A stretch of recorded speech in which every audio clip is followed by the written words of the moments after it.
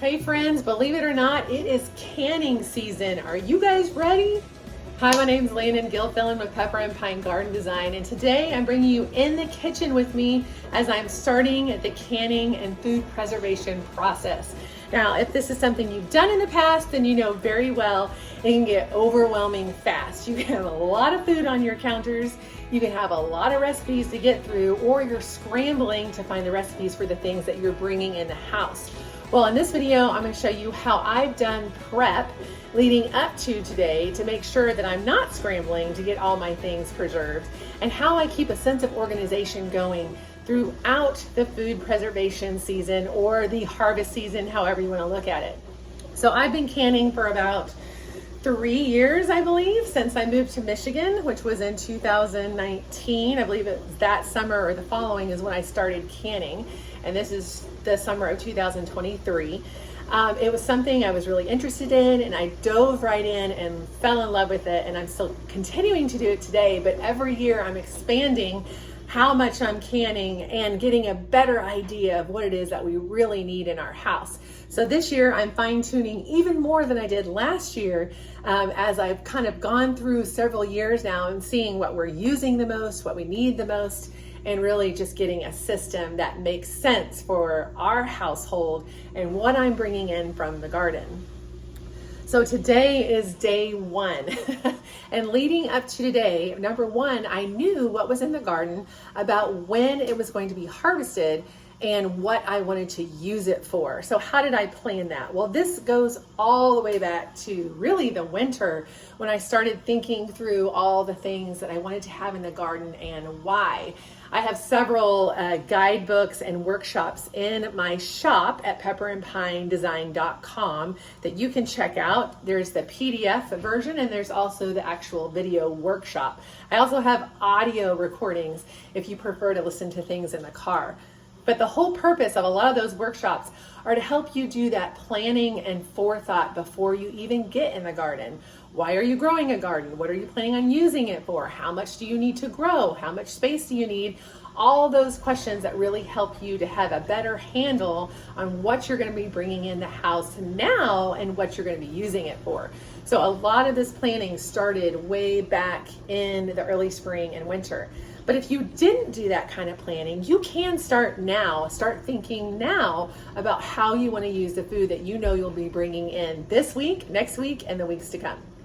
The other important part, especially when you're looking at food preservation, are supplies. And I'm actually going to be showing you some of my canning supplies back here that I buy preemptively, knowing that I'm going to be needing lots of certain items. Now, canning jars are obviously something that you can reuse from season to season, unless they've got chips or cracks. You don't want to use those. But I have tons of canning jars that I've used, and I store them in my basement or in this side room off over here, but I add to them every year. So I've already purchased some canning jars on sale, and I have those actually in the dishwasher right now, getting ready for the things that I'm doing today. The other thing you want to be thinking about are lids and the rings, and all the supplies I'll go through here in a minute. But having your canning supplies ready, knowing the things that you're going to be making, will help you to know what canning supplies you'll need. So that leads to my next point. What are you going to be making? Now, the first year I was canning, I did a lot of experimentation. I wanted to try all the things, lots of fun recipes, and then as we started to delve into those products later on, I realized the things that we really didn't like or we didn't use, and what we did use a lot of. So now I'm not as adventurous, although I do love to try 1 or 2, maybe even 3 new things every year, because I do want to expand what we have in our pantry and find things we love.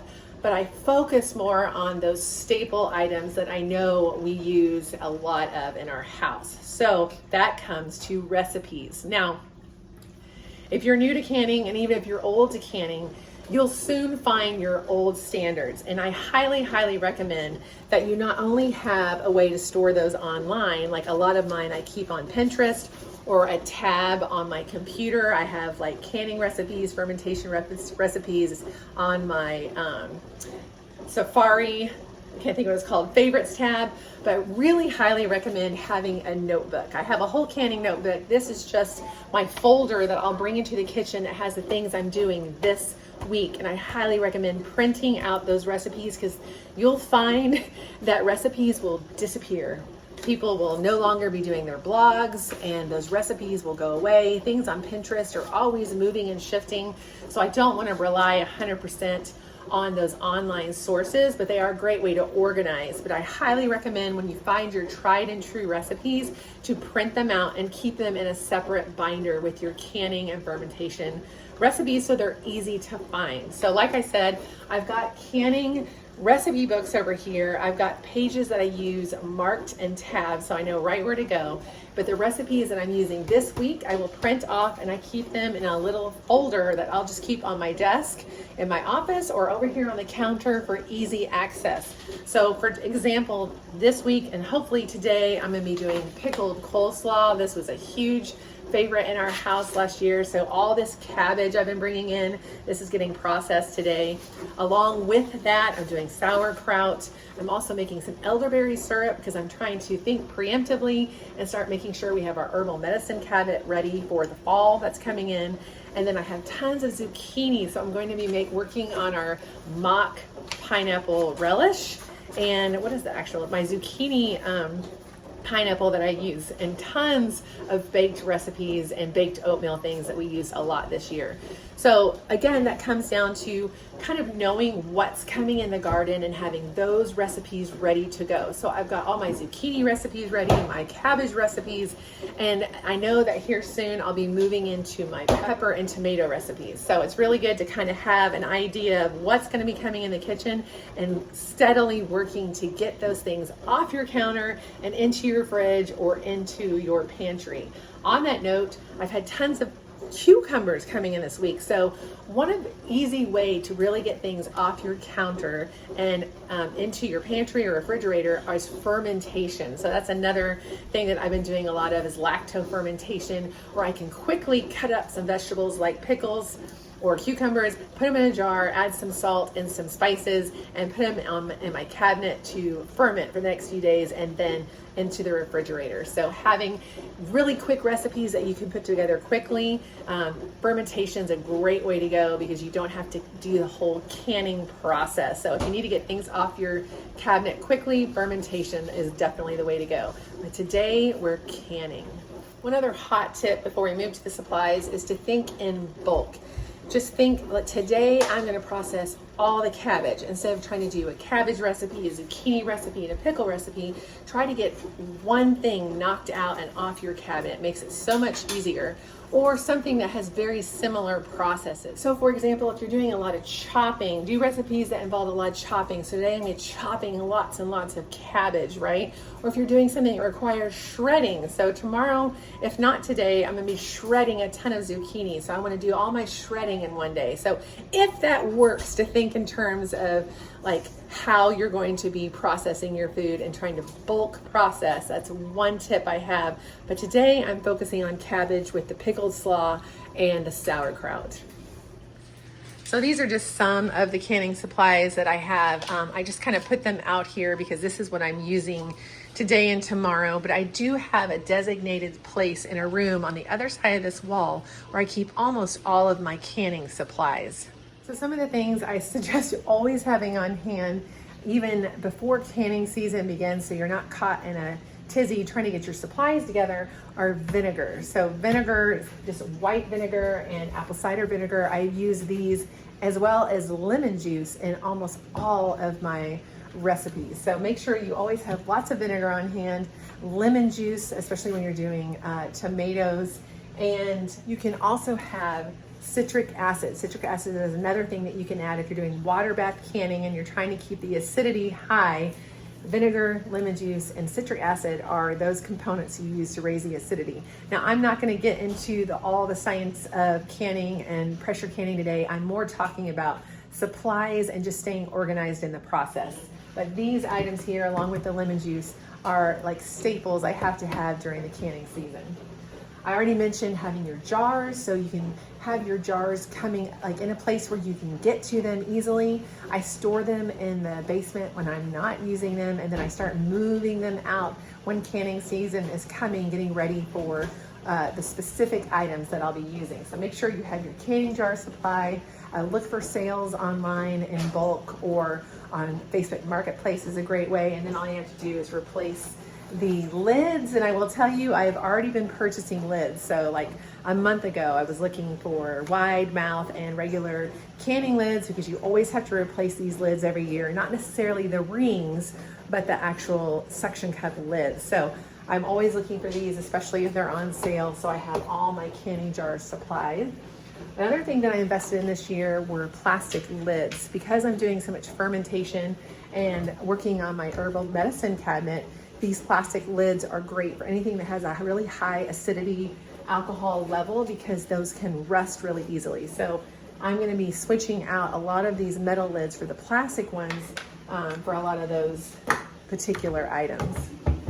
I already have a fermentation recipe jar going right here that I need to burp here in a little bit. So I did purchase some of these plastic lids to start using for some of those more high acidic items.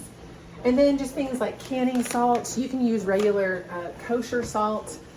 You know, Morton's kosher salt's a great one, but any kind of large amounts of salts, especially if you're doing like sauerkraut or pickles, you want to make sure you have salt.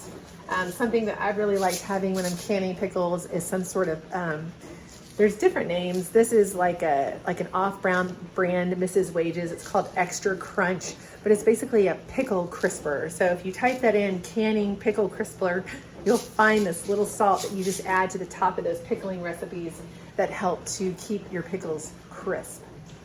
Another thing I highly suggest is if you're buying canning jars, don't throw out the boxes that they come in. These are so handy for storing your canned goods, whether empty or full. I love, love, love having these to keep all my jars together and not feeling like they're falling off my shelves. So I highly recommend you not get rid of these boxes. They make it just so much easier to store your jars. Again, whether they're empty or full on your shelves. And then last but not least, I already mentioned recipes, but if you love having cookbooks, I have all my canning cookbooks right here where I can easily grab them. And as you can see, I've got recipes in here, I've got tabs in them, so I know right where to turn for those staple recipes that I always use. And then last but not least, I suggest having a designated spot for all your canned goods once they're finished. So last year, I have a spare bedroom over here that I cleared out, put some shelves in, and that's where I kept almost all of my canned goods. Now, I would bring some from there and put them in my pantry in here just as I needed them, kind of like that's my grocery store, and then I stock my cabinets to shelves with things that we use regularly. But having a spot, like a designated spot where all your canned stuff goes, whether it's in your basement or in a spare room or a closet, whatever you have, makes it super easy to know where everything's going, know where everything is, and then I keep a lot of my canning supplies in there in the off season and on the on season. So that's just another really good suggestion, to keep yourself organized and have a space for all those things. And then in the same vein, I have one cabinet over here that I have all my herbal medicine in. I just wanted one spot that was easy for everyone to access, minus younger children, where they know where to go. I've got my sheet in there that tells them exactly what to take for what. It's all in one spot. And I know where to put it and where to grab it. It makes everything so much easier and streamlined. And really, that's it. I know there are some of you out there, and I can be that way sometimes, where you just planning makes your brain want to explode. But having a plan to some degree is really going to help you keep things manageable in the kitchen. So whether you're a natural planner or not, and I really can fall in both camps, I really think having some sort of plan is really going to help you make this canning thing seem more manageable. Now, regardless of how much you plan, there's still just going to be times of overwhelm. In the height of the season, and even this week, this counter is going to be full of vegetables. That's just going to happen because that's how it goes. But having a plan of the week, on what days you're going to can, on what days you're going to ferment, on what days you're not going to do anything, is really going to help you to move forward and keep that produce coming off your counter and onto your shelves or into your refrigerator. So have your recipes, have your supplies, and know at least an estimate of what's going to be coming in when, and just know how you're going to maintain getting those things off your shelf. Now, I will tell you, as one last hot tip, I've worked really hard this year to make the most of my herbs that are out in the garden. And part of the way that I've done that is I bring them in waves. I will fill up this counter with herbs that I'm drying, or I'll fill up my oven with them, and I am storing small amounts at a time, because to try to do a whole bunch all at once is either going to kill my plant because I've harvested too much, or it's just going to seem overwhelming. But doing a little bit at a time with those herbs and just continuing to bulk up and add to my bulk storage for herbs has been a really great way that I've done that this season. So there's just one last hot tip for you for how to manage your herbs as you're bringing them in. Just doing a little bit at a time, so you're getting constant cuttings off those herbs in your garden, which will keep them growing and blooming, and then also allowing you to steadily increase your supply here in your kitchen. So I hope this video has been helpful. It's just kind of like a mad dash how to stay organized and keep things simpler in the kitchen during the canning and food preservation season, because it can get crazy, y'all, but that's part of the fun. And then you get to enjoy all your stores and your wares at the end of the season and through the rest of the year. So I hope to be doing some more of these videos as we move through the season, maybe including some of the recipes that I'm doing. And if it's been helpful to you at all, consider subscribing to my channel or sharing this with someone that you know would be helpful for. And as always, my name is Landon Gilfillan with Pepper and Pine Garden Design, growing gardeners and their gardens, and I'll see you in the next video.